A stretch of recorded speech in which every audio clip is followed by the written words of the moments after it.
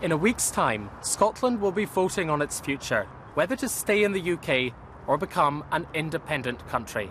Tonight, we've invited 16 and 17-year-olds, given the vote for the first time from every secondary school in Scotland, to join a debate on the future of their country. Thousands have come from every corner of Scotland here to the Hydro in Glasgow to question directly those who are campaigning for their support. This is Scotland Decides, the big debate.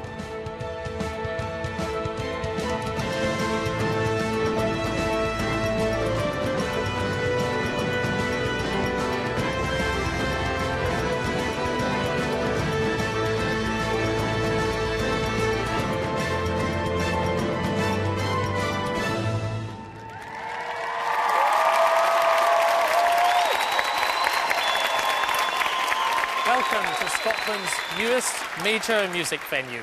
In the coming weeks, it will host the likes of Paolo Nutini and Lady Gaga. But tonight, entertainment of a different sort. We've invited a panel of Scotland's leading political figures to answer the questions put to them by Scotland's newest generation of voters. 100,000 16 and 17-year-olds registered to vote. Nearly 7,500 young people are here. 219 schools, from Ullapool in the north to Castle Douglas in the south.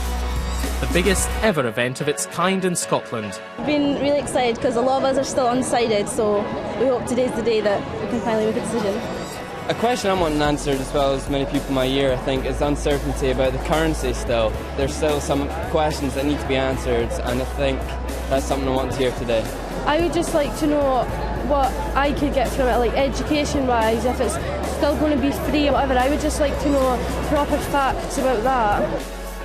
Tonight, they're seeking answers on Scotland Decides, the big debate. I'm joined by four panellists who've been nominated by the rival campaigns as their official representatives this evening. From Yes Scotland, Deputy First Minister Nicola Sturgeon and co-convener of the Scottish Green Party, Patrick Harvie. And the nominated representatives from the Better Together campaign, leader of the Scottish Conservatives, Ruth Davidson, and the Respect MP, George Galloway. An audience of 500 from all over Scotland has been selected to sit on the floor of this arena and take part in the main debate, and they are evenly divided between supporters of independence on one side and opponents on the other, plus some who are undecided. Tonight's questions all come from our audience, and the panel have not seen them. So let's take the first question from Amy Ronald of Stewarton Academy in East Ayrshire. How would independence affect job opportunities for school leavers and university graduates? Nicola Sturgeon. Well, independence gives Scotland control over economic levers, and one of the reasons I want Scotland to be independent is so that we can create more job opportunities for our young people. There's nothing wrong with young people wanting to leave Scotland for a while, to see the world, to spread their wings, but right now, something like 40,000 of our young people leave Scotland every single year, many of them because they can't find the opportunities and the jobs and the career progression here. So if we've got control over our economic levers, we can create more opportunities, encourage more companies to set up in Scotland, to expand in Scotland, to create jobs for all of you and your fellow young people across this country. When I look out at this audience just now, I can't help having my immense confidence in the ability of this country to be independent totally affirmed. You're the future of Scotland, and you're the reason that an independent Scotland will be a roaring success. Ruth Davidson. Well, I agree that looking out here today, this is a phenomenal sight, not just the 500 on the floor, but the 7,000 that are in the gallery as well. And the engagement from Scotland's young people has been immense, but so has their level of information and informed debate. And people in Scotland of any age know that there are many jobs in Scotland that exist because we work with people from other parts of the United Kingdom. 180,000 financial services jobs in Scotland, for example. 9 out of 10 pension products and insurance products sold in Scotland are sold to the rest of the UK. In manufacturing, we sell twice as much to the rest of the UK as we sell to the rest of the world combined. So you take your Americas and your Japans and your Frances and your Germanys and your Australia, add it all up, double it, and you still don't sell as much there as we do to England, Wales and Northern Ireland. And I think if you look at the history of our country, we've always worked together with people elsewhere, and lots of Scottish companies have set up shop down south, and lots of companies from down south employ people up here. And what I don't want to see is double regulation. I don't want to see barriers to that, and I don't want to see red tape. I think young people leaving schools and universities right now know that there are opportunities which exist because we're part of the United Kingdom, and many of them want to choose jobs exactly in that area. OK, Patrick Harvie. I think there are two big problems that make the challenges for young people setting out on their career paths much worse at the moment. One is the austerity economics that's coming from the UK government, so that jobs in the public sector, and very often in the voluntary sector as well, are being squeezed for finances. And it's only when Scotland controls its own finances that we'll be able to challenge that. But also economic policy that centralises so much power in the private sector as well. So many parts of our economy, from banking to energy to food and retail, are dominated by a tiny number of vast businesses crowding out space which could be taken up by the flourishing of independent, entrepreneurial, creative people like all of you in your careers. I think we need to change both these two things, the centralisation of power in our economy as well as the austerity economics from the UK. If I saw an alternative coming from the UK, I might even be on the other side of this debate, but I see no prospect that we can change these things without a yes vote next week. George Galloway, how would independence affect job opportunities for school leavers and university graduates? Well, there are too many barriers and boundaries and borders in the world already without erecting new ones in the second decade of the 21st century, and young people know that better than any other section of the community.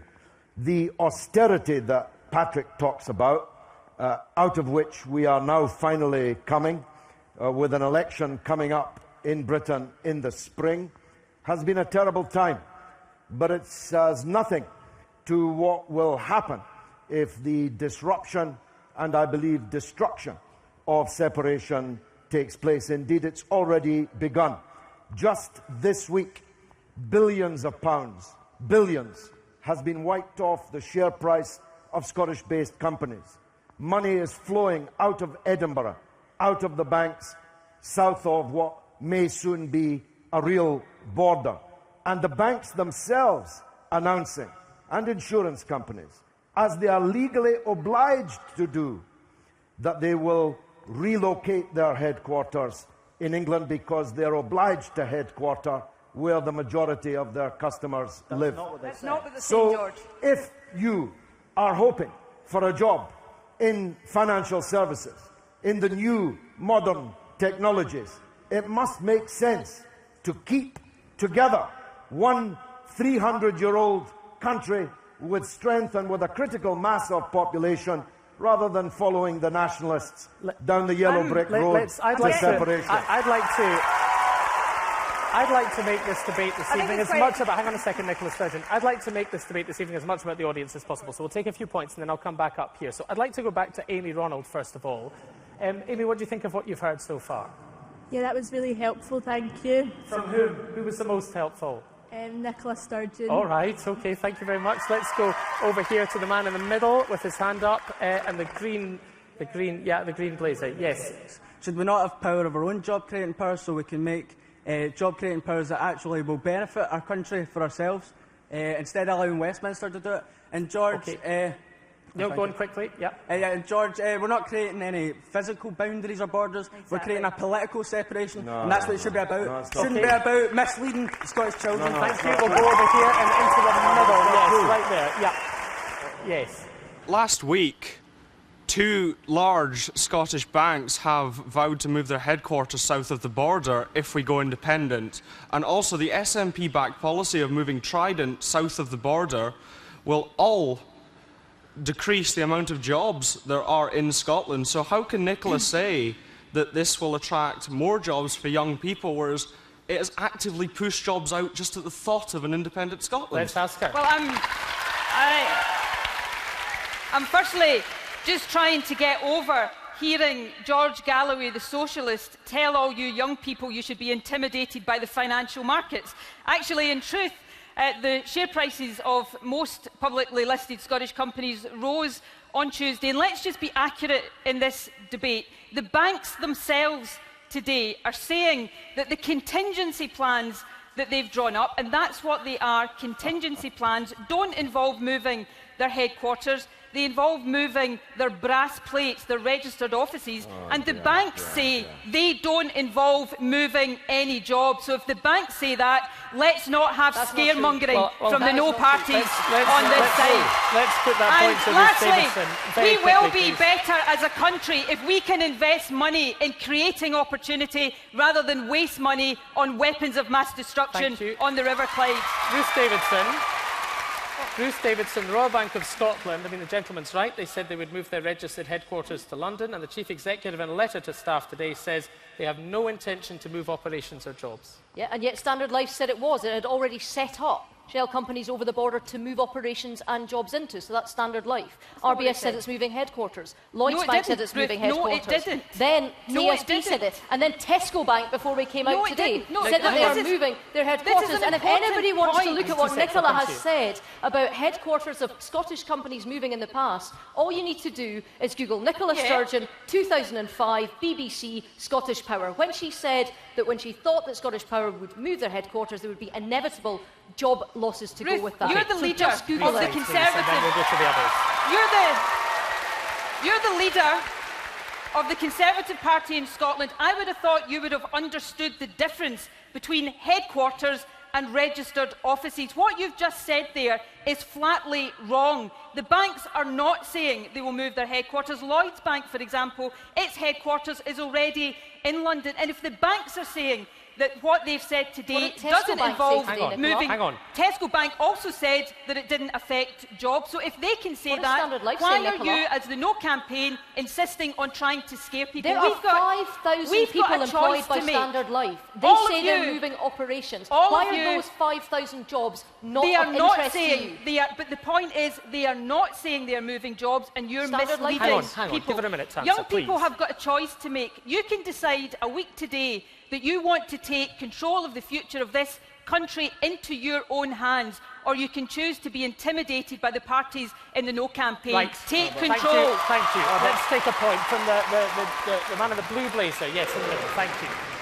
Going back to what George said about how Scottish companies have lost out due to independence, my dad's an independent chartered surveyor, and over the last year he has seen significant loss in his turnover due to the fact that international companies are not willing to invest in Scotland. Why is an independent Scotland a good thing? Surely we've not even had the referendum yet, yet Scottish companies are losing out. Thank you. I'll take one more point and I'll come to you, George Galloway, if you don't mind. On the edge, the woman in the glasses, right at the end. Yes, there you are.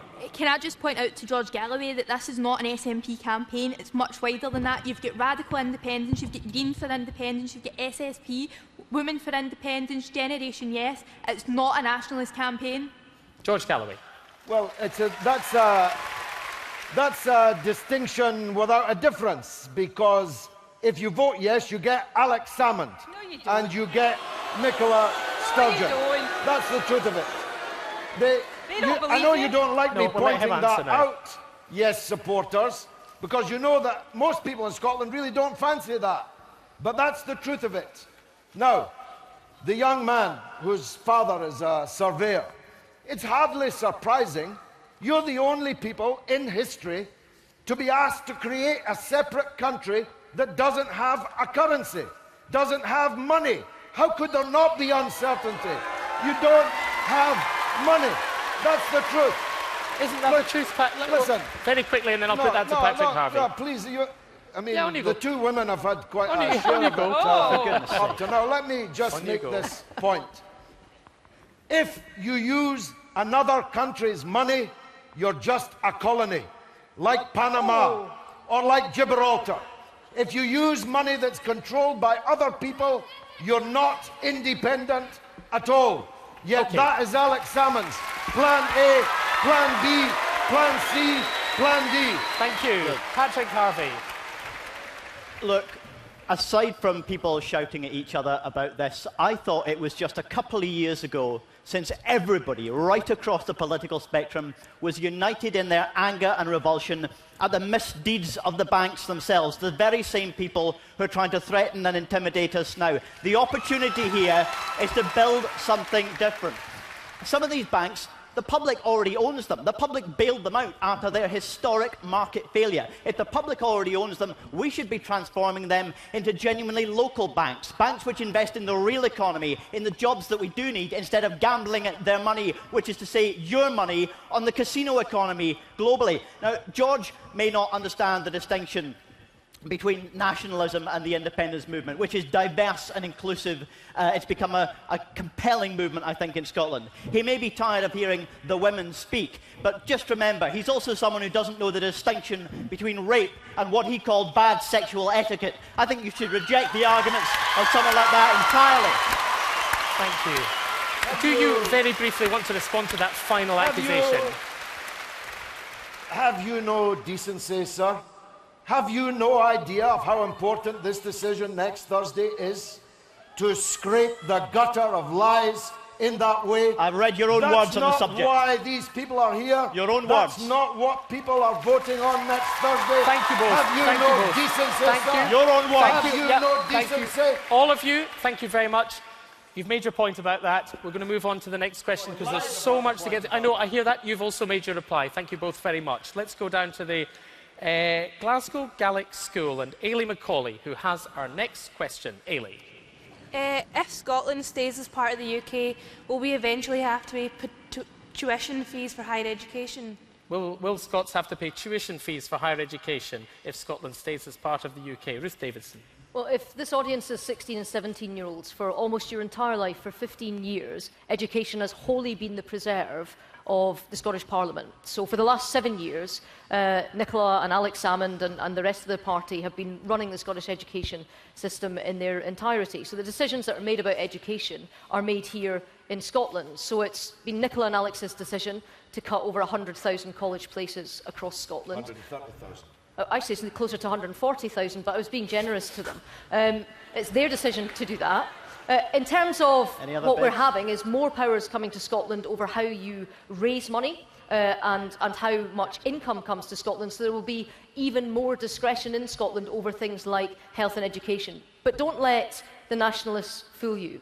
For 15 years, the Scottish Parliament has been in entire control of the health service, of education, of policing, of all of the services that we have today in Scotland. So this isn't someone else's tough decision that has to be made. It's our decision here in Scotland, irrespective of whether you vote yes or whether you vote no. And given that it's our decision, don't forget you can get involved in tonight's debate in a number of ways. You can text your views to 80295. You can email them to referendumdebate@bbc.co.uk. And if you're on social media, use the hashtag #BigBigDebate. A selection of your texts, emails and tweets will appear on the BBC News website. Go to bbc.co.uk/Scotland Decides. Nicola Sturgeon, if Scotland stays as part of the UK, will we have to pay tuition fees for higher education? Well, Ruth is right to some extent. Education policy is devolved, and that's why I'm very proud that the SNP Scottish Government, unlike Team Tory over here, unlike the Scottish Labour Party, who haven't even had the guts to send somebody to come and talk to you tonight, we've kept university education free. I feel really strongly about this subject. I grew up in the west of Scotland in a working class family. If I'd had to pay tuition fees, I'd never have got to university. I had the privilege of a free education, and I've got no right to take it away from any of you. So yes, we've got policy control. But what we don't have right now is financial control. We don't control our own budget. Our budget's been cut by 7% in recent years. We know the Tories want to cut our budget even more. And the danger is, if our budget continues to get cut, our budget in what is one of the wealthiest countries in the world, it gets harder and harder for us to protect the things that matter. So we need to match up that policy control with control over our own budgets. We're the 14th richest country in the world. There's no reason we can't protect free education, but we're better able to do it if we're an independent country. Thank you. Let's go to the woman with the blonde hair, the second row. Yes. I just feel like Ruth's answer to that question was not a yes or a no. Like, she didn't sum up That's whether we're because it's paying already in tuition our fees. control. Yes. Yeah. It's because it's already in our control. That doesn't change whether there's a yes or no answer. Okay, thank whether you. you make the Thank you. decision either way. Okay, thank you. That's Let's made go in Scotland right now. right to the back, and someone in purple, a purple hand is up, way at the back of the room there with glasses. Yes. Ruth never answered the question. She never answered whether it would be protected. We could vote in a different government into the Scottish Parliament. It might not be the SNP. How do we know if they're going to protect it? Okay, thank you. And on the edge there, in the middle, yes, the woman there, yes. On the topic of tuition fees, I would be planning on going down to London to go to college and university, and I was wondering, would I need to pay international rates? Because if I would, then I can't afford it and I can't go to college. Thank you. We'll take one more and then we'll come back up here to the panel. And the man in the middle of those cluster of hands up, yes, yeah, you pointing at your own head. That is you. You're on, sir. Ruth, you said that we would be given more powers, yet it's members of your party, such as Boris Johnson, who said, in the event of a no vote, we will receive no powers. Okay. Boris Johnson's not even an MP. Thank We're you. absolutely committed. The Prime Minister was up yesterday. All of the three party leaders from the unionist parties. The only party that's handed powers back to Westminster has been the SNP. We used to have power over raising or lowering taxes by 3 pence in the pound. For people like your parents who voted in the 1999 referendum, it was the will of the Scottish people that we kept that power, and the SNP handed it back. George Galloway, you're nodding in agreement with your Conservative colleague. Well, the answer to the question is that will be a decision for the Scottish people, whether you're independent or not. Because either you'll be independent and you'll make that decision, or you'll have universities controlled by a Scottish Parliament within a British state, and you'll have the power to decide to make that choice. I'm actually very concerned about the 130,000 college places for the most working class students that were cut by Nicola Sturgeon in order to pay for the free university tuition fees.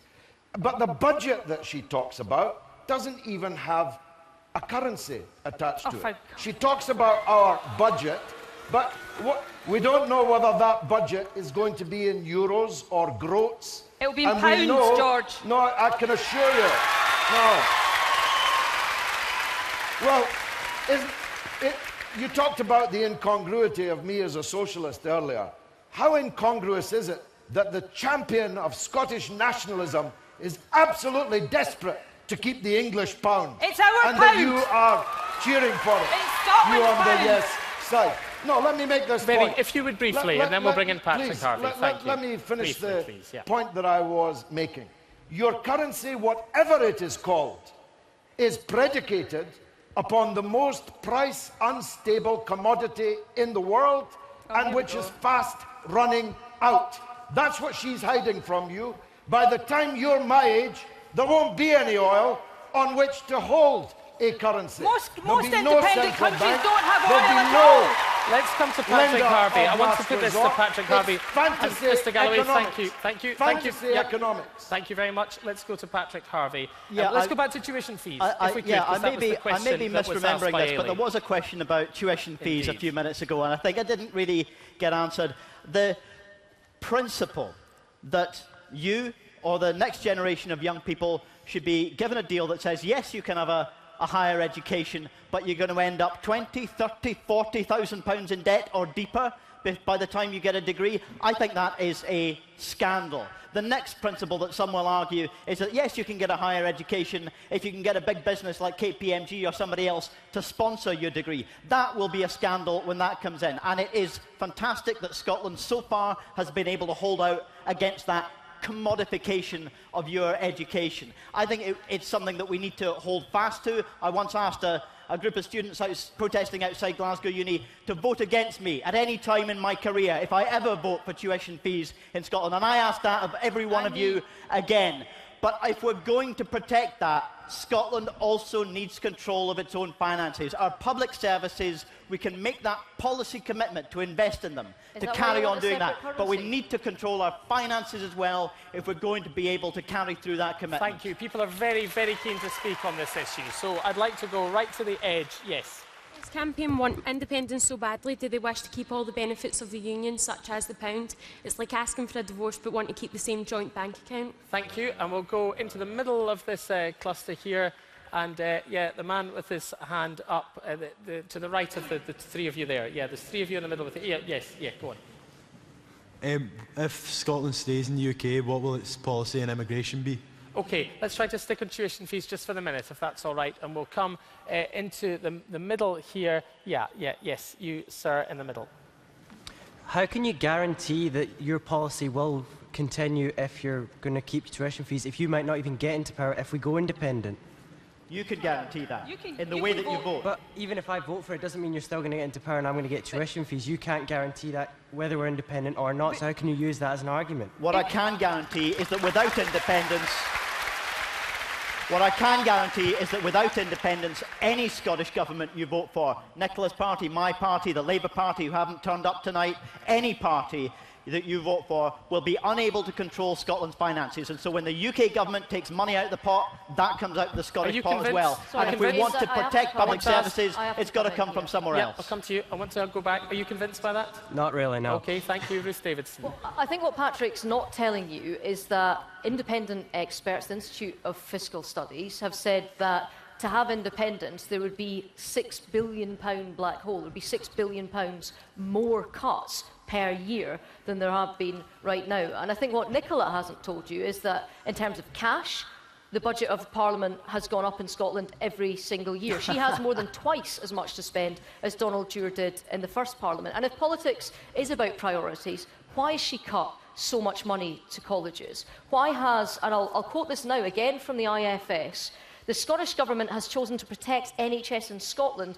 slightly less than it has protected it in England. It is hard to see how independence could allow Scotland to spend more in the NHS than within a union. So talking about public services, money has been coming up the road. It's been health money. It was supposed to be spent on health up here. Alex Salmond said he would spend it on health, and he hasn't done it. That's what the IFS has told today. So politics is about decision-making, and I think she's making the wrong ones. OK, a point there in the... Yeah, just the second row back, yes, with the blue tie. Yeah. Would it not make it easier for Scotland to have more jobs if people can get better education by having free education? OK, thank you. And 1 point here near the back of the hall, yes. See, if Scotland does become independent, then where we'll be able to get the money to afford to be able to get free tuition for university.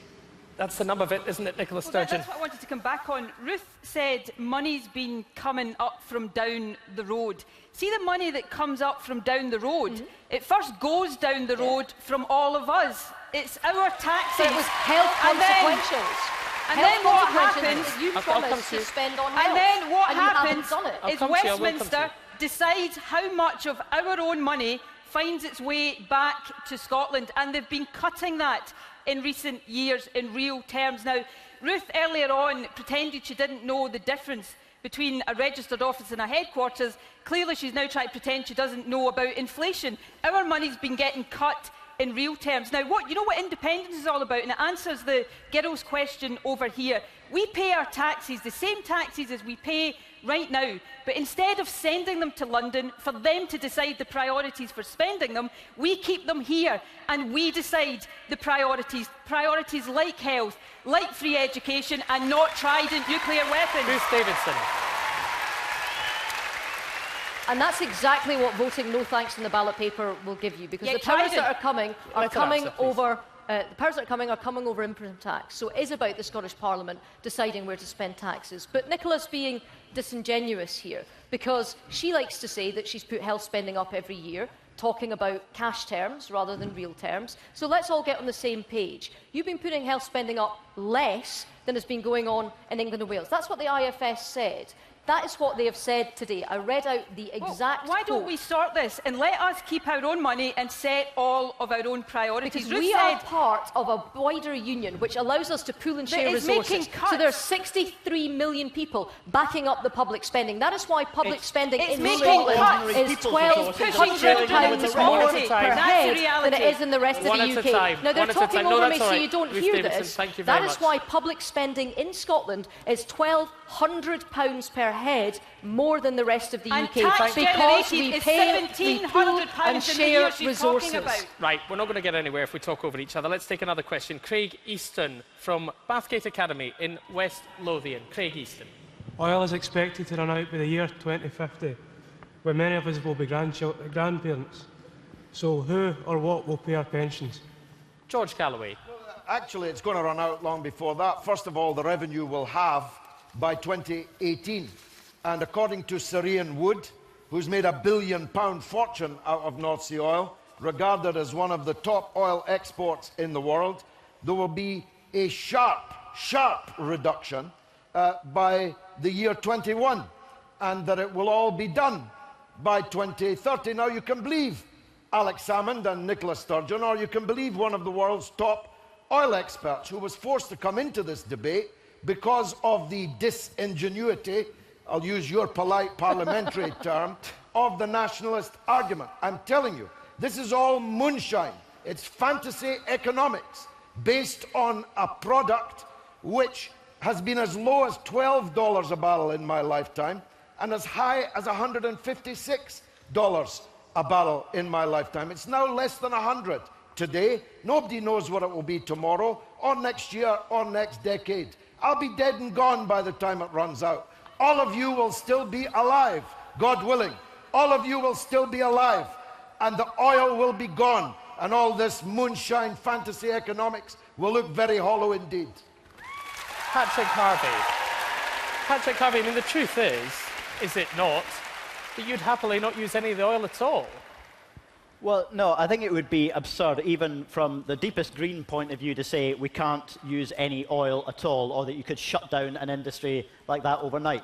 But very clearly, the world has far more fossil fuels than it can afford to burn. How quickly do you want to shut down that That's something that every fossil fuel-producing country around the world, Scotland or the UK and many others, are going to have to come to terms with, leaving a lot of it in the ground, or at least diverting it to non-fuel petrochemical uses. I'm sorry to interrupt. Well, but how quickly do you want to do that? When my do view you is think that you could Scotland will scrap the huge tax breaks that are being given by the UK government to the industry for future exploration, looking for new reserves that we can't afford to burn, and invest instead in the renewable alternative. Maximise revenue in the short term, not extraction in the long term. Make sure that we're investing in the renewable alternative so that it's not just owned by a bunch of multinationals, but some of it's owned by the public sector, some of it's owned by the community sector, so that the wealth of that incredible growing energy economy will be shared more fairly throughout our whole society. Harvie, That's the transition we need to be on. I will take some points and then we'll come back up here. So the woman here with the blue tie and the badge on your tie, yes. Literally it says yes, doesn't it? Yeah. How can you claim we're better together when 1 in 3 children in Glasgow live in poverty? Okay, thank you. And on the topic of oil and pensions, if we can try to stick to that, it was can oil fund the pensions? Yes, near the front here, thank you. How can you guarantee how much money we're going to get from this oil? How can you guarantee that it's always going to stay the same price and people are going to pay the same money for it? Okay, thank you. And the man who's just 2 in, near the back. Seems as you've clearly lied to the majority of the Scottish population about how much oil is actually in the North Sea. Who's lied, sorry? The SNP, because their predictions were about 60% off, according to Ian Wood, who's an industry expert. How can we trust whatever policy the SNP are putting forward if the main source of our income has been a lie, effectively? Well,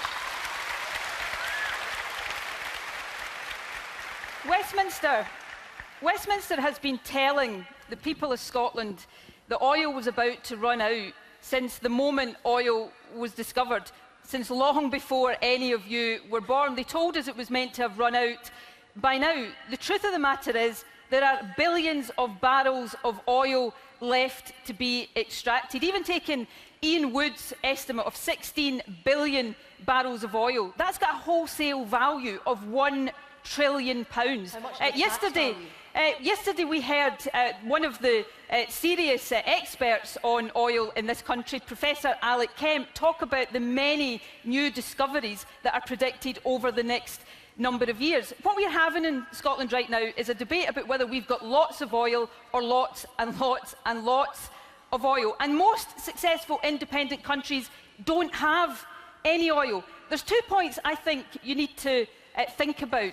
One is The decision for us is how we better steward our oil reserves over the next 40, 50, 60 years and beyond. Because we right now, as part of the UK, are one of only 2 oil-producing countries in the world that doesn't have an oil fund, that doesn't have something to show future generations. And the final point, the final point is, oil's a bonus in our economy. It makes up 15% of all of our tax revenues.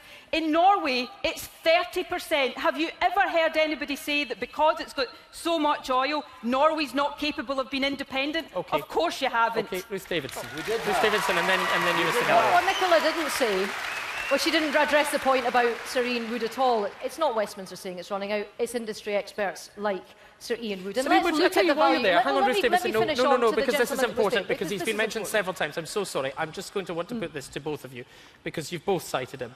Sir Ian Wood said in 2012, my headline message for the youth of today, get involved. The North Sea oil industry will see you through your lifetime. And he also said that the SNP have overestimated oil budgets by 60%. We've had BP today. BP believes that the future prospects for North Sea are best served by maintaining the existing capacity and integrity of the United Kingdom. But here's what Nicola doesn't tell you. In a 650-page white paper, there is 1 page of figures.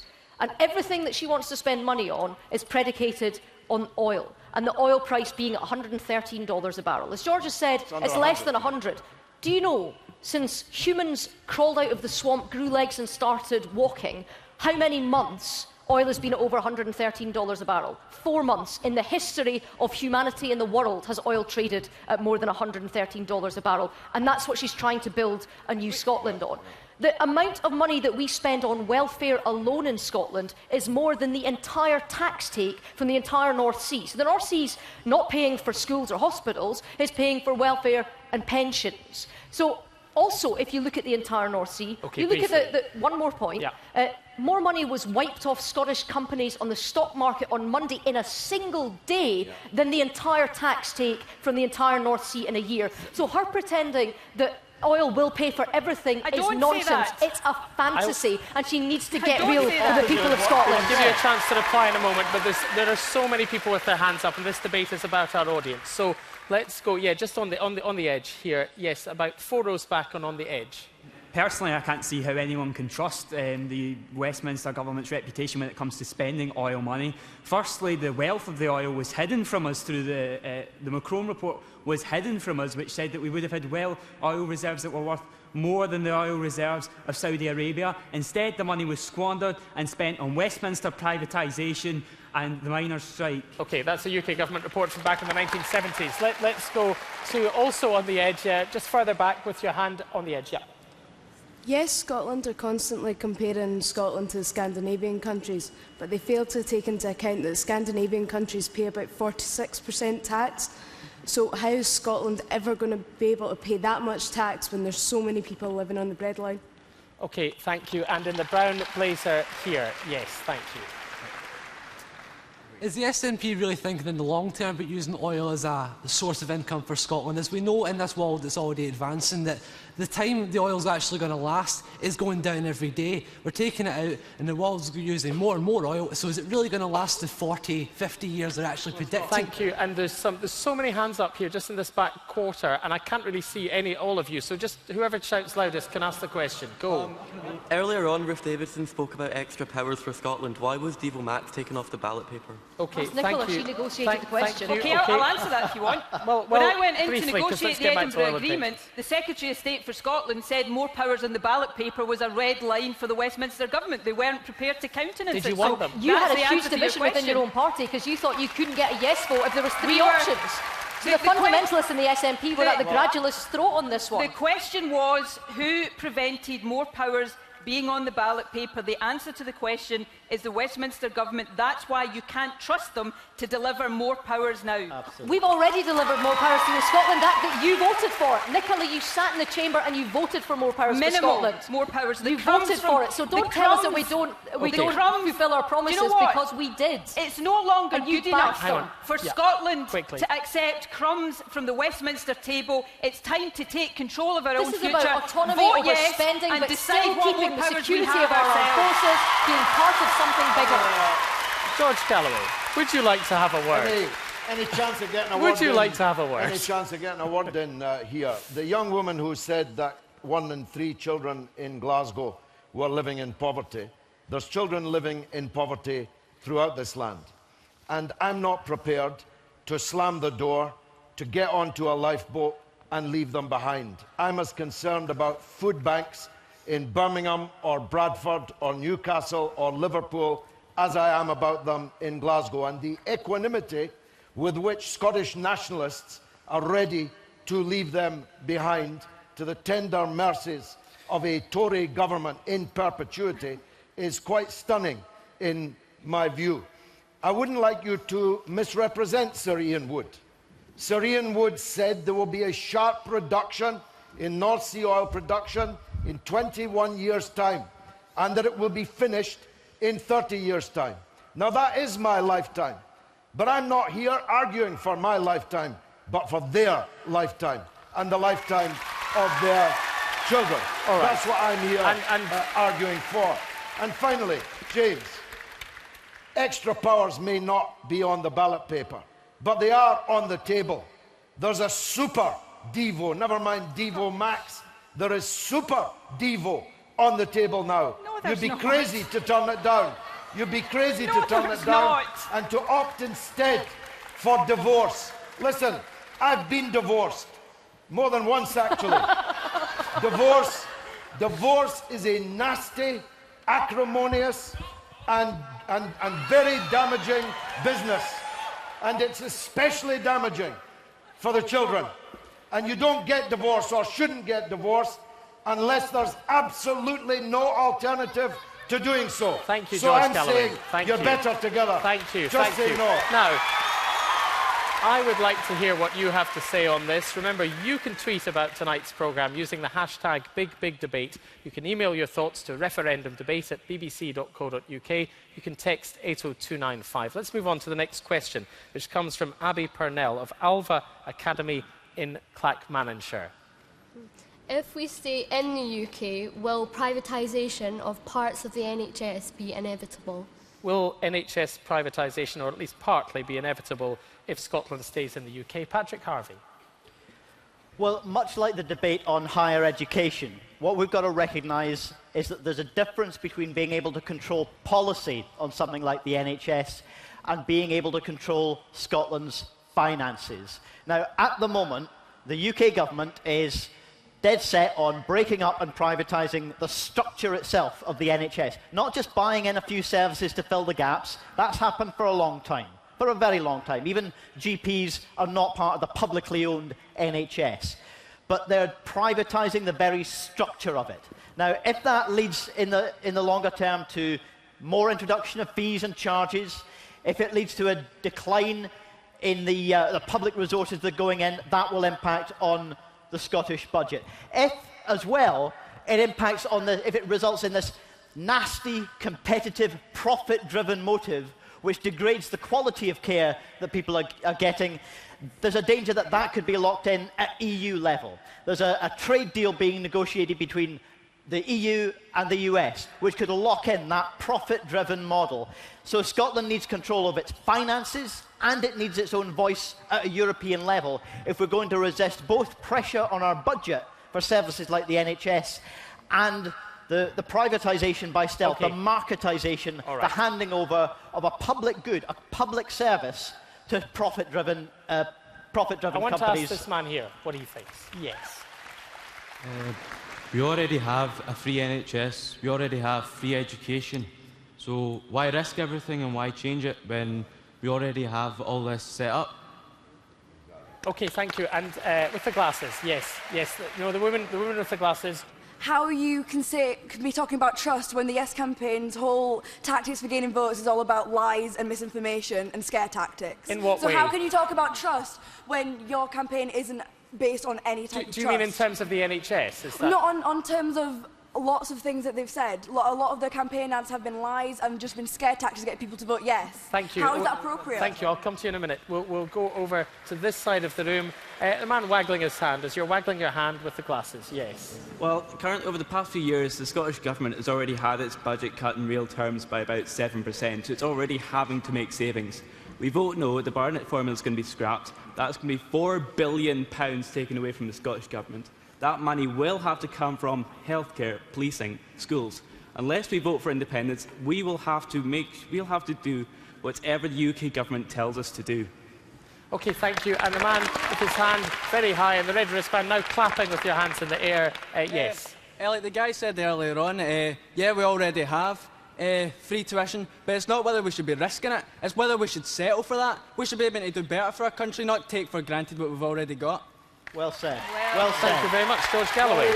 Listen, we would never have had a national health service, never have had one, if it wasn't for two things: a Labour government in 1945 and a country big enough to make a big enough pot to share resources across the country in order to have healthcare free at the point of need. Secondly, the National Health Service is an entirely devolved matter. It could only be privatised if people were foolish enough to elect a Scottish government that was ready to privatise it. And thirdly, as Ruth Davidson candidly, though probably unwisely, conceded just the other day, the Tories will be out in the spring. The privatisation agenda will be dead in the spring. A Labour government, like the one that created the NHS in the first place, will be here next May, not in 5 years, but in May. Now, you supporting that Labour government? Labour has turned up tonight. I'm speaking for real Labour values, which are shared by millions of people across this country. Here, the women with the glasses and the blue blazer and the blue tie, yes. The Conservative government might be dead in the spring, but that's what we got told last time in Margaret Thatcher's Conservative government. It'll just re-come again, and we'll be under this pressure yet again. OK, thank you. And the woman on the edge here, yeah. We do give our taxes to England, but we get more back. So how are we going to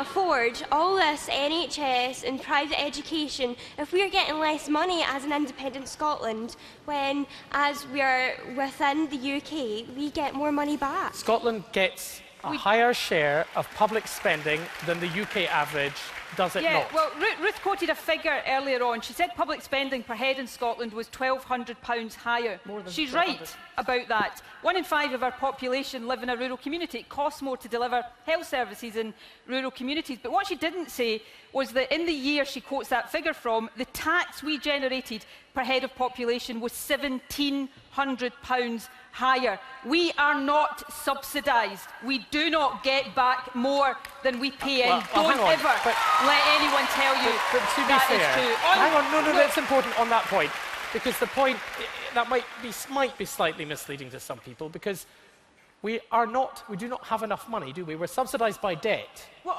Scotland, as an independent country, would be in deficit. The UK is in deficit to the tune of £100 billion right now. Deficits are not barriers to countries being independent. If they were, there would be very few independent countries in the world right now. A deficit is a reason to be independent, to get your hands on the levers of economic powers so you can grow your economy and increase the wealth you have as a country. Can I come back to the NHS, something I, like so many people, care about deeply? George said there's a Labour government coming next spring. How many times has Scotland voted Labour only to end up with the Tories? Why should we have to cross our fingers? Why should we have to cross our fingers and hope for a Labour government when we can vote yes and guarantee that we always get the governments we vote for? And on the NHS, I used to be responsible for the health service in Scotland. I know how hard it is to protect the budget of the health service when our overall budget is being reduced by Westminster. I will fight with every breath in my body to keep the National Health Service in public hands. But we are going to be more able to do that when we have control of our own budget so that we set our own priorities. That is the benefit of independence.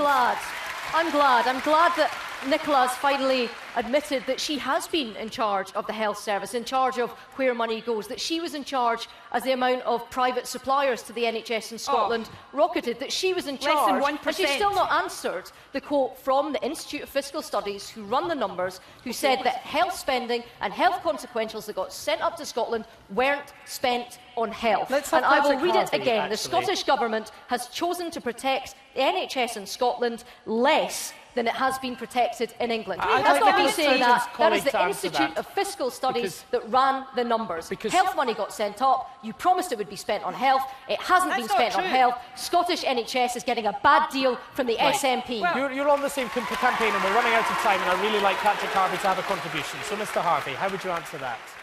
What's the...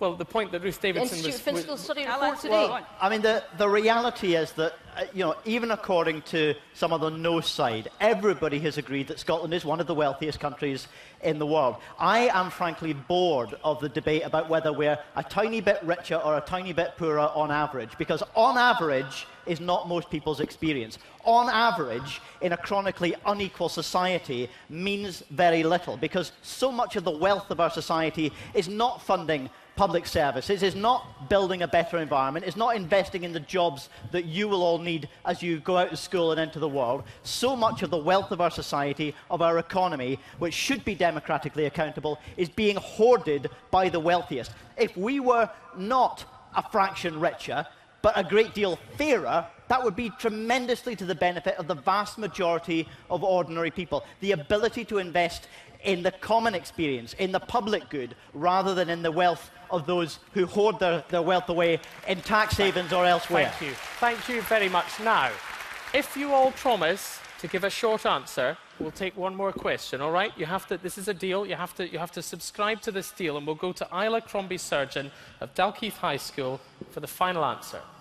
Final question. I am currently undecided as to which way to vote on the 18th of September. Which succinct statement would the Yes and Better Together campaigns like to make that would help me make my decision? Who would you like to go to first? The Yes campaign, please. OK, Nicola Sturgeon. Well, voting yes puts control of the future of our country into our own hands. It's not a magic wand. We'll have challenges as a country, ups and downs, but we'll have control of our own resources and we'll make the decisions that shape the kind of country we are. That's what all independent countries do. It's what Scotland should do as well. Thank you. That was succinct. Let's try to stick to that. Ruth Davidson. At the moment, we're all proud to be Scottish. We have huge control over our health, over our education, over our policing. But we stand together with other people too. We stand with our friends in England, Wales and Northern Ireland. We have the most professional armed services in the world. I don't want to see that ripped apart. We're part of a £63 million market. Let's not turn our biggest customer into our biggest competitor overnight. We can be a better country without having to be a separate country. Let's all pull together to make that better country. This is just a sentence, Patrick Harvie, just a sentence. You've heard a lot about the bonds of friendship and family throughout these islands. I feel those bonds as well. I feel the solidarity across these islands as well. Part of my family, half my family comes from England. I studied in Manchester. I feel those bonds of friendship and family. If I thought independence was about breaking those bonds, listen to me, I would be voting no. I think this is not just about the ability to take responsibility for building a better Scotland, but as many of my colleagues and friends south of the border believe, it could spark the kind of democratic renewal that the rest of these islands have been waiting for a long time as well, demonstrating by our actions that a better way is possible, a better, fairer, greener society is possible. Let's take the chance and start building it. Thank you. As short as you like, George Galloway. How could you not break bonds by making other people foreigners, people who are citizens of the same country as us now? How could you not break bonds by breaking up a country of English-speaking people, a small island, which has been together for 300 years, which has done many great things, some bad things, the greatest of which in the last battle of Britain was when, united, we stood alone against Hitler fascism. Yes. Well, George Galloway, we have to finish it here.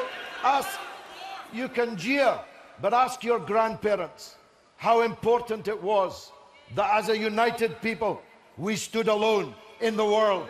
Otherwise we'd be having this conversation in German. Thank you very much, George Galloway. Thank you so much, everyone here. And I'm afraid, believe it or not, we've already run out of time. My sincere thanks to our panel here and to our very special audience who've come to the SSE Hydro from schools all over Scotland. Often in these sorts of debates, the politicians get the final say in the form of closing speeches. But tonight, we have decided to give Scotland's young voters the last word. From Glasgow, good night.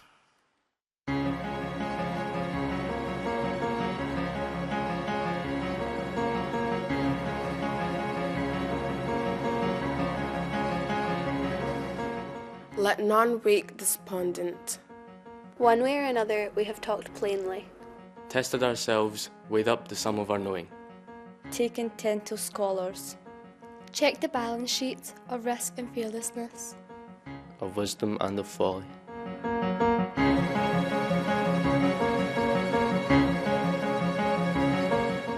Was it about the powers we gain or how we use them? We aim for more equality. And for tomorrow to be more peaceful than today. For fairness, opportunity, the common weal. A hand stretched out in ready hospitality.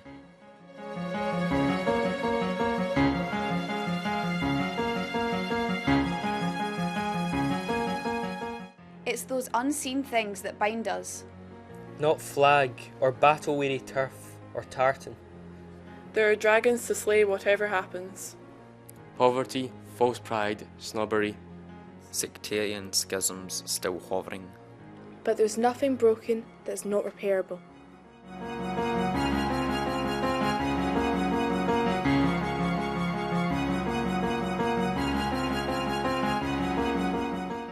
We are a citizenry of bonny fighters, a gathered folk. A culture that imparts, inspires, demands a rare devotion. No backtracking. That each should work and play our several parts. To bring about the best in Scotland. An open heart.